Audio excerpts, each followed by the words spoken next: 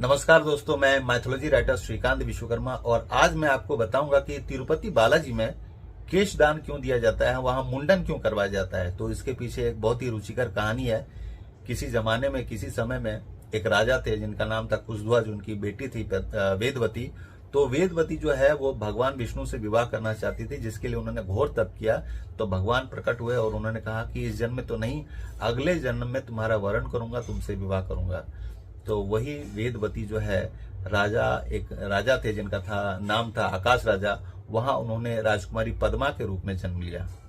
अब उन्होंने पद्मा के रूप में तो जन्म लिया, अब भगवान को वो आना था धरती लोक। क्यों? क्योंकि उन्होंने उनको एक वचन दिया था कि अगले जन्म में मैं तुम्हारा वरण करूंगा, विवाह करूंगा। तो भगवान कैसे आते? तो भगवान की भी इस पे एक लीला होती है कि उनको जब भी धरती लोक या कहीं अवतरित होना होता है, कहीं आना होता है, तो उनकी अपनी एक लीला होती है। उस समय कलयुग का प्रभाव था, जबरदस्त प्रभाव था। तो भृगु ऋषि जो है वो कलयुग के प्रभाव के लिए एक यज्ञ करना चाहते। तो उन्होंने यज्ञ के भोक्ता के लिए सोचे कि त्रिदेवों में से कौन जो होंगे सबसे श्रेष्ठ, उसको बुलाया जाए।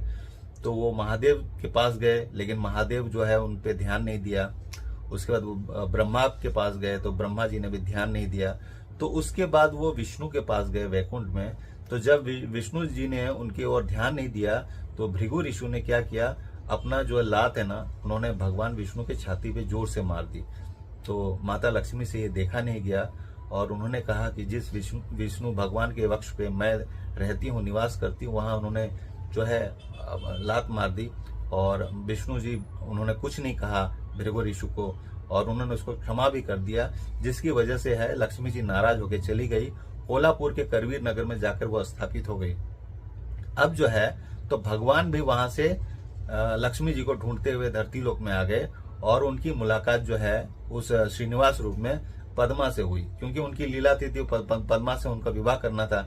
लेकिन जब उनका पद्मावती से विवाह होना था, तो आकाश राजा ने उन्होंने कहा कि अगर ये भगवान है तो इनकी जो बारात है वो भव्यता वाली विष्णु की तरह बारात होनी चाहिए, क्योंकि मेरी यही मांग है। तो उन्होंने एक मांग रख दी थी आकाश राजा ने, पद्मावती के जो पिताजी हैं। तो भगवान को अब धन कहाँ से मिलता, क्योंकि माता लक्ष्मी जो है वो वैकुंठ छोड़ के जा चुकी थी, सब श्रीहीन हो चुके थे। तब जो है कुबेर देव ने जो है ऋण के रूप में उन्होंने धन दिया विष्णु को, श्रीनिवास रूप को, कि आप ये धन लीजिए ऋण के रूप में, लेकिन आपको चुकाते रहना होगा। तो भगवान ने वो जो धन लिया कुबेर जी से, वो एक ऋण के रूप में लिया और उनका जो है बड़ी भव्यता के साथ जो है पद्मावती के साथ विवाह हुआ। तो वो जो ऋण है तिरुपति बालाजी में आज भी जो भी चढ़ाए